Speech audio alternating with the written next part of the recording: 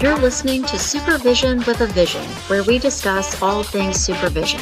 I'm your host, Sarah, professional counselor, marriage and family therapist, play therapist, eating disorder specialist, and cookie lover, with my co-host, Heather, marriage and family therapist, certified Together in Texas counselor, a Texas transplant from California, and outdoor adventurer. Hi, welcome to Supervision with a Vision. Today, Heather and I are talking about rituals that can help you turn your life around. This week, we read 3 monthly ritual days that will help you turn your life around, published in Psychology Today 2024. Heather, we're thinking about today, we're thinking about how we do this, but also how this might appear in supervision. Sure.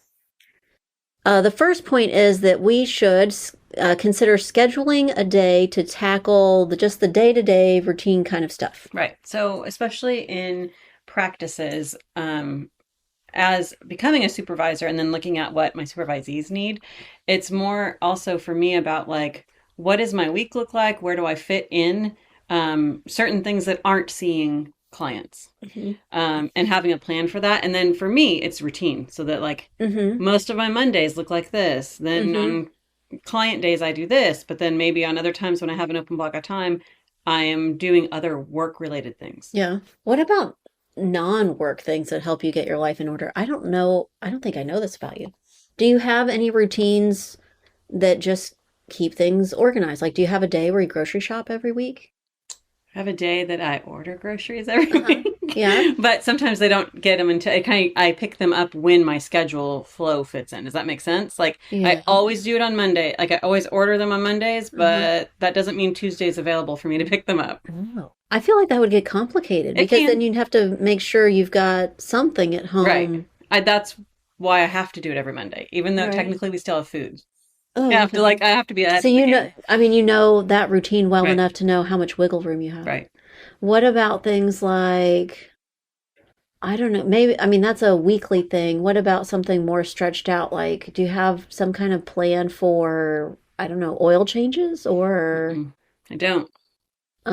Dentist appointments for you and the kids and everybody? Yeah. Is that like a routine thing? I think kind of. I used to take everybody all at once together because I thought that was easy.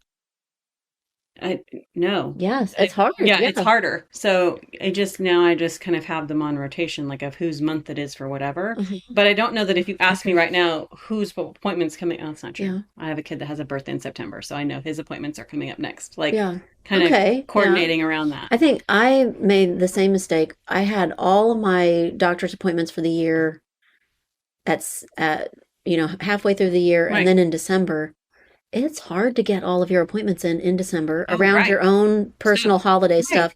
But also doctor's offices are a little bit crazy because it's the end of the year too. Like the dentist, everybody's trying to get in, get your benefits. So I actually moved them so that they're at March and September. Perfect. So that I don't make myself crazy or fall into the craziness of the end of the year and like it kind of being rushed. So we do that for ourselves. We have like some routines that help us tackle the day to day. Right. Do you think you do that in supervision where you on purpose, you're like, and now this is when we do this so that we always remember that we do it? I think I do. Somebody asked me recently if I had a schedule for supervision or like what every supervision looks like. And I would tell you they don't all look the same, but there are some components that stay the same, if that makes sense. Did that person have a schedule for how all appointments were going to go for supervision? No, they were actually interviewing supervisors. Oh, so they don't know what they're talking about. Right. Okay. I feel a little bit better because I thought, wow, there's somebody out there that has a schedule and knows what they're doing for every single supervision session. It's like all mapped out. Right. Nope. That would be pretty tricky, I think. That'd be hard. Just because you can't, with supervision especially, you can't predict the clients that you're going to have. So, I mean, it would be like providing supervision based on a manual. Yeah. Which one would be just such a beast of a manual to create. But then you're right. Then you'd have all these incidental things that came up that would keep you from being able Right. to do that. You're not going to progress past step 5. What if that's part of the magic of this, of having a schedule to tackle the day to day, that you have to leave yourself enough flexibility, Right. To be, yes, everything's in flux. right, Yeah. to do that? Because if you are so overly Hmm. scheduled or routine, then there's not enough room for Right. just random stuff that comes up. Right. I will say, as far as routine goes, I do have supervision. I prefer when I have supervision days Mm-hmm. that are separate from my client days. Yeah.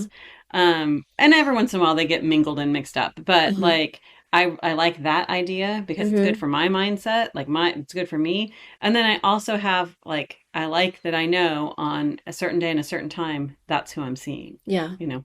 I think I do some of that, and I've also caught myself over planning and then it not Right. being very helpful.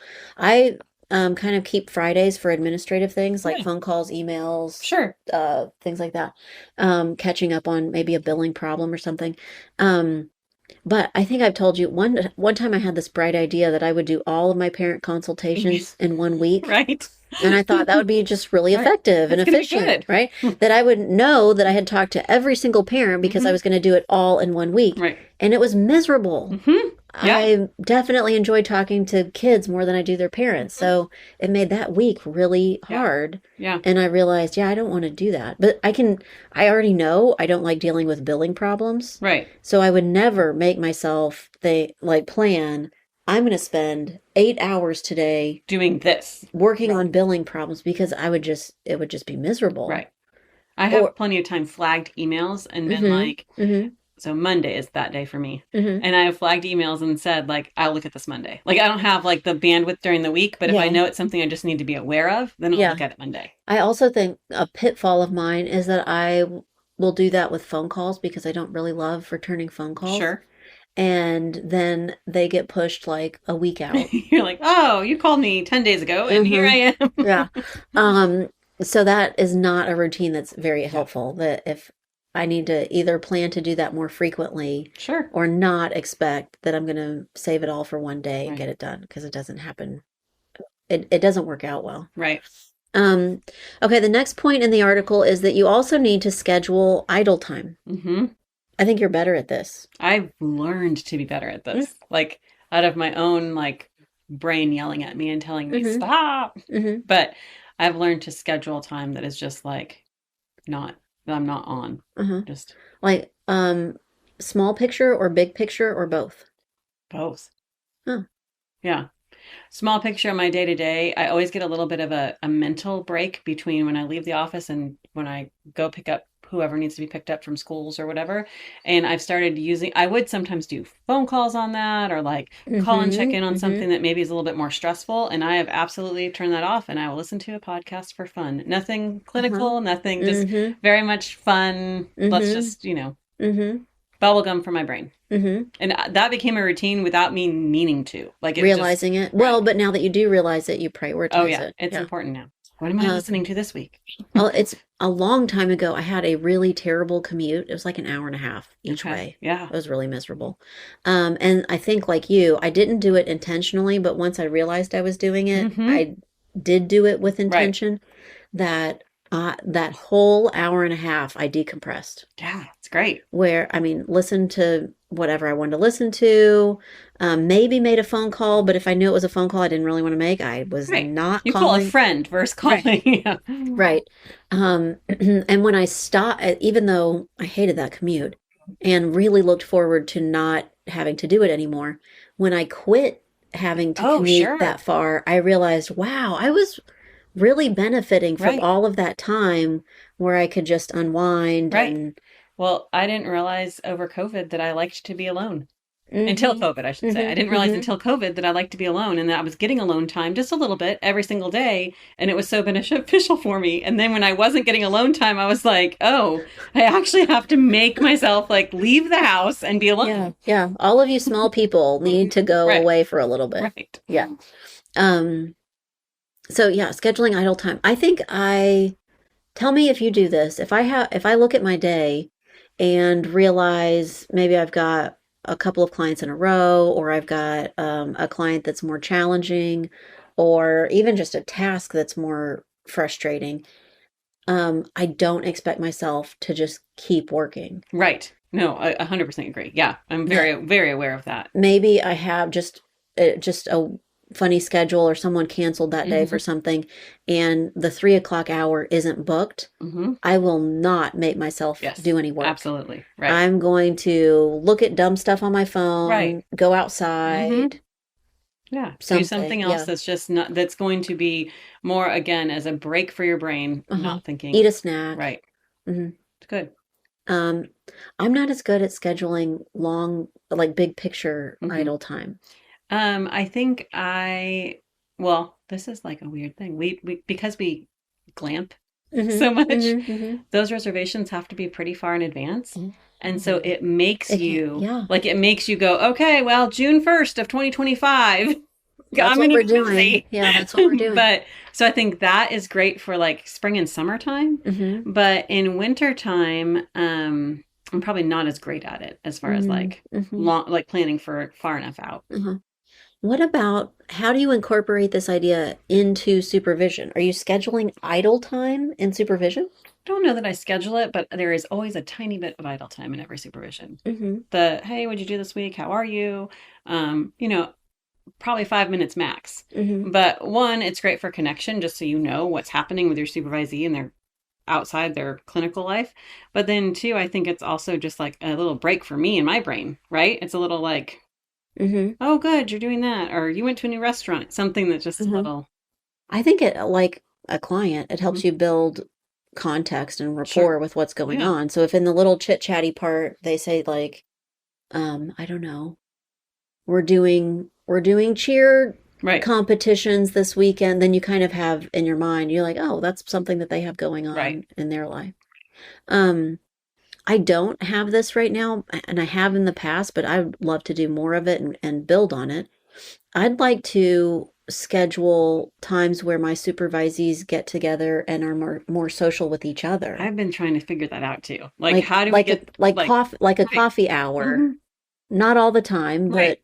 but then they get to build their network and Hmm. they get to socialize and connect with other Right. counselors that are at their And same right, and not have to developmental point. like do a consultation or present a case. Like they could Right, just be there and be. right. Yeah. Yeah. I have the mental health professionals meetup group that I help coordinate, and I feel like that. That gives a little built-in. But my supervisees Don't aren't, go to it. no. Mm-mm. Right now, all my supervisees are kind of spread out physically, Right. and so it would be hard for them to make that. But it is something that I wish they could benefit from. Yeah. I would, if I had the group of Hmm. supervisees that could do this right now, I think I would, in addition to like a coffee hour Hmm. or a networking meetup thing that's more social, Right. I think I would have them come together and maybe go visit sites, Oh, that could be fun. like each other's Right. site, Right. or come together, I don't know, to Just to kind of just different creative right. things, but part of it would be to connect and be social, and Right. maybe part of it would be Right. a case or something like that. But at least part of it would be Yeah, those are good idle. ideas. I don't Right. know. Maybe we would think up a different word than idle because Right. it's not completely idle. No, but I think it's important too for them to have their network. And then one thing they for sure have in common is their supervisor. Uh-huh. And so it kind of gives them a like, Yeah, so they can complain about us. right. Maybe we should set it up. We're just going to be in the other room. We're not Yeah. listening. The last point in the article is that you should also plan for a recap in Sure. order to like keep yourself Mhm. on track and focused on goals. How I- do you do that for yourself, and then how does that happen in supervision? I think my husband and I do this pretty well because Really? we're juggling with kids and Uh-huh. like, hey, remember last season when this happened? Like, I don't want to do that again. Or, Yeah, is it scheduled? Do you actually, is it that? I don't think we have a scheduled retalk. I just think when something changes, either like a Mhm. new season starts or for sports that my kids play, or if it's a like an event that maybe is yearly. Well, I was going to say like Yeah. right now, Right. the school year Right. starting. Right. Mhm. So I think that's a big like, hey, we're going to do it different next time. And then hopefully I Mhm. remember next time to be like, Mhm. remember that? We're going to do it different. So Yeah. I think that recap or being that flexibility to kind of reevaluate, like, okay, so how's it working now? A lot of what's happening in my personal life right now, because my boys are at two different schools, is carpool and Mm-hmm. pickup. They both get out of school within 15 minutes of each other, and their schools are about 15 minutes apart. And right now, everybody's picking their kid up from school. The bus Mm-hmm. routes are slow and all of Mm-hmm. that. So Mm-hmm. it's a big challenge to try and like make that master thing work. And Mm-hmm. a couple of other moms that were sharing duties on that are like, we're going to get this all figured out. And then they're all going to make sports teams and we have to start all over. Yeah, true. So, Yeah. but it is definitely something that it's like, yeah, we're going to do that differently next week because this week was wild. Mm. Well, so then it is happening weekly in some Right. situations. Yeah. Plan for a recap. I think I do this with my clients. Okay. I don't know if I bet if I looked back, not with very much intention, it is spaced out. I bet it's every couple of months. But I will have a conversation where I ask, what were our goals when we started? Are Mhm. those still the goals? Right. Do we need to consider changing our counseling goals? And I'll say that to pretty young kids Yeah. too. We're still, Yeah. but we'll use like age appropriate Right. an age appropriate Right. way to talk about goals. And then I ask them, so when you see me, are we spending our time actually working on those goals? Yes. So if the goal, if maybe one kid's goal is that they have trouble following directions, Mm-hmm. and they say, well, actually, I'm getting better at that. And then it's kind of nice to get to acknowledge that and appreciate it Sure. and say, you are. I have Mhm. noticed that. Right. And mom tells me that too, that it's getting easier for you to Right. pay attention, follow directions, not get upset. Mm-hmm. And then we can decide if there's a new goal. We talk about if we actually are talking Hitting that about it goal, or right? working on Mhm. the goal while we see each other. And I do that pretty regularly. Do you think it's scheduled or it just happens organically? A little bit of both. Okay. Like that's what I think if I went back and looked at my notes, I would realize it does happen probably every 3 or 4 months. Mm-hmm. And but without me like setting Right. it in You my didn't calendar. say on the 15th of the month, we're Right. doing that. Yeah. That it ends up happening that way kind of organically, but pretty consistent. Yeah. That's great. I think I do something similar in supervision, but with a little bit Mm-hmm. of difference. Like, what were we working on, or what do you think was the thing that you were had trouble with, or felt like was, I don't know how would you say that to a supervisee? What, not necessarily what's your goal, because their goal Right. is to get the hours. They're like, I need 500 hours this Yeah, month. right. As we're saying this, I'm realizing I'm not great at that. Like, I need to be more intentional about that. But I think it would be something like, what are the areas that you've grown in? Like, what do you think we don't need to focus on? Or I might just give them feedback of, remember when just writing a SOAP note was really hard? And like, you're doing well. We don't need to look at our notes every week. That kind of thing. Yeah. Like, I think I do that too. I think I say, remember when we first met, we talked about fill in the blank a lot. And now we really don't talk about that very much anymore. Right. Or now when we talk about it, you sound so confident. Right. Like it's really something shifted, something changed. Yeah. But then I think there's room to say, so what's the thing that you think would be helpful now? Correct. So I think that's a recap. Yeah. I think you and I, when we meet to record an episode, that we're recapping. Oh, absolutely. Sure. Mm-hmm. And so it's not really for the client or Right. supervisees. Sometimes we end up talking about clients or supervisees, Right. but not all the time. No, sometimes it's just like what's changed or different in the last time. Oh, sometimes we're talking about a recap for our practice. Sure. Like what's happening within the practice or how things are working. I think we're both saying we do this, but it's kind of informal. Right. And so the message was planned for a recap. Yeah. So maybe How would putting you, some intentionality behind yeah. it. How would you make it more formal, or how would you make it emphasize it more, maybe, so Right. that you get more benefit out of it? I'm wondering if there could be something correlated with like where our supervisees are within their time frame. Like kind of maybe something that could be intentional, like they've hit the halfway point. halfway, yeah, something that like that sounds very that's very much like a model of supervision. Maybe. Yeah. I don't really ascribe to that very well.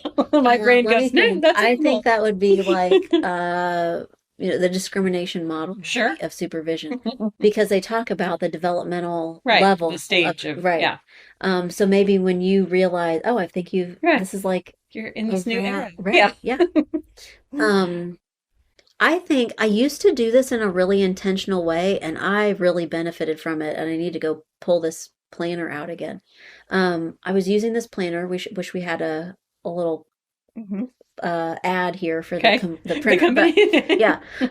But I started out, and it was like almost exactly what we're talking about. That it had a month calendar, and then it had a week, and then it Mhm. had a day, and Okay. it organized it so you flipped the pages. Sure. You went from month, week, Hmm. day, and it would ask you to prioritize all the things you needed to do. And when I first started using it, when on the page for just one day, I would fill up every line on the whole I have 40 page. things to do today. Right. And I actually, in using it, thought, man, I'm good at this. Mhm. I have filled every line Mhm. up. Mhm. And then over weeks, what it taught me, and though, it had instructions, and of Right. course you can use it however you want to, but fill out the day, transfer the day to the week, put the big stuff on the month. Right. And I would fill every line up on the day and then realize I was actually getting hardly any of it done. Right. You're like, this isn't happening. I was just Right. transferring that long list to the next day almost Right. every time, and I'd maybe get like 2 things done or something. And it was discouraging. Mm-hmm. And the stuff that because I wanted to complete things on the Sure. list. So the stuff that was getting completed on the list was really silly. Right. Like check the mail, Right. You're like, oh, I did it. unload the dishwasher. Right. They're Like, just daily tasks you're yeah. doing anyway. Right. and so I switched from just writing everything down possible to only writing a few things down and emphasizing those and getting those things done, Hmm. and not filling up all the lines. Right. And I did get really productive. So it was creating structure around how to recap Hmm. for the week, but it helped me really actually get things moving. I was surprised. Yeah. I think that's, I can see how that would be really like beneficial. And then also like, oh, there's all these things that I do all the time. Yeah. Well, I mean, it was funny because it was so obvious, but not obvious, Mhm. that I thought in writing this huge long list, I'm going to be so productive. And it was Like the just opposite. yeah, just the Yeah. action of writing the list is Yeah. No.